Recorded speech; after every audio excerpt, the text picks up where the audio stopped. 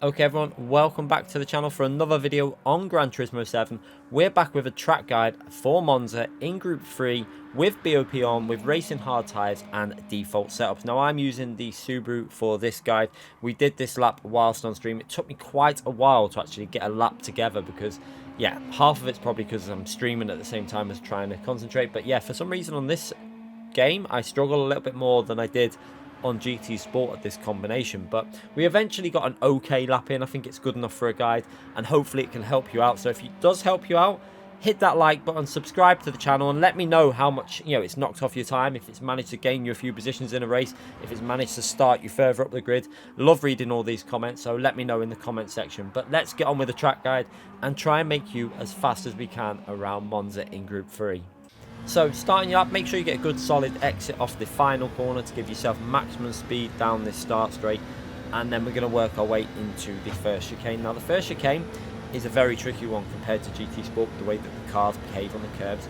But in terms of braking, you can brake quite a bit later than what you did on GT Sport. So even though we're on the hard tyres, we're actually going to brake past the 150 board that you can see there. But we're going to use it as a reference because it's always handy there.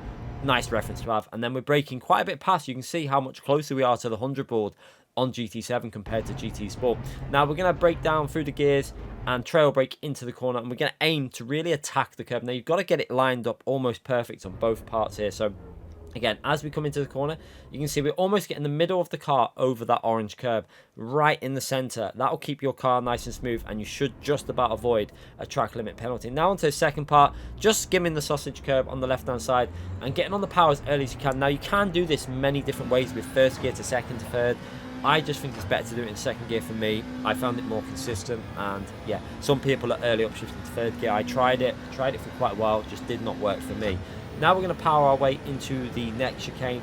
Again, we're going to look for this grey bit of tarmac on the right hand side as our brake reference, but you can also use a shadow across the track if you're going for an overtake. That's a good reference to use there.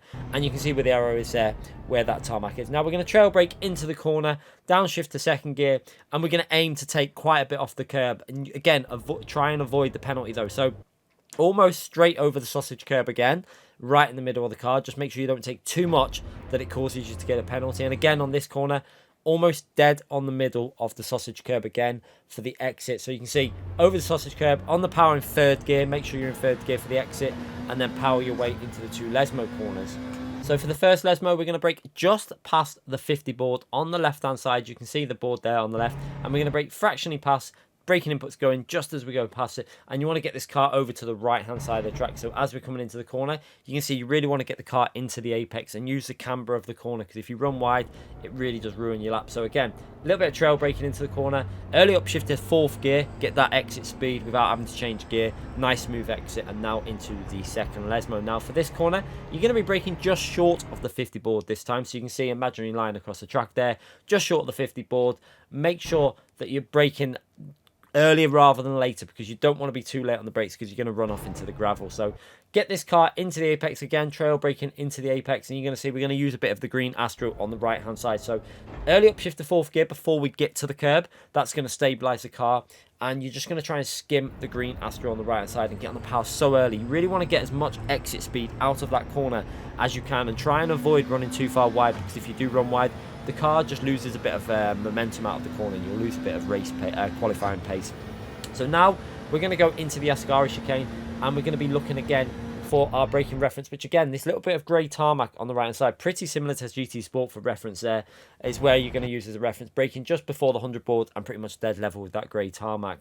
Now we're going to go into this corner as fast as we can, but you've got to be careful you don't go too fast, because you're going to understeer wide. So trail braking into the corner, and you're going to try and attack this left-hand curb, and make sure you stay in fourth gear. I preferred fourth gear. You can go down to third gear, but personally, I felt the car stayed more stable just staying in fourth gear through the corner. So again, skimming the curb on the left, then use the curb on the right-hand side. Now be careful you don't use too much of this curb on the right, because again, this curb can unsettle the car, but you do need to use a bit just to get the momentum through the corner and get the angle. Now I run a little bit wide. I've got a bit of understeer in the middle of the corner, which compromises our exit here. So you can see again, we're going to have to attack the curb.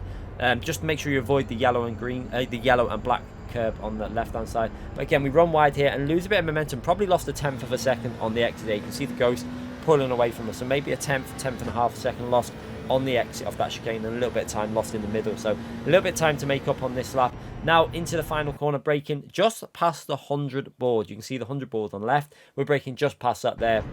And we're going to downshift through the gears. Again, trail braking into this corner. You're going to see we're going to go down to third gear, pretty much dead on the white line you can see in front of me there. Just as we go past that white line, down to third gear, and then back up to fourth gear to try and bite it into this apex. And you can see we actually skim the apex slightly onto the curb, and this helps rotate the car. Now, this actually made my lap because it enabled the car to get a bit of rotation and then get on the throttle really early. And this really helped my lap in terms of carrying the speed to the finishing line. So I think this is what got us a pretty okay lap time. So powering our way, going to the right hand side of the track for the shortest line possible to the finishing line, and we go over with a 146.743, I think that is. So pretty okay lap, could be better. There's a couple of attempts lost in that lap at least.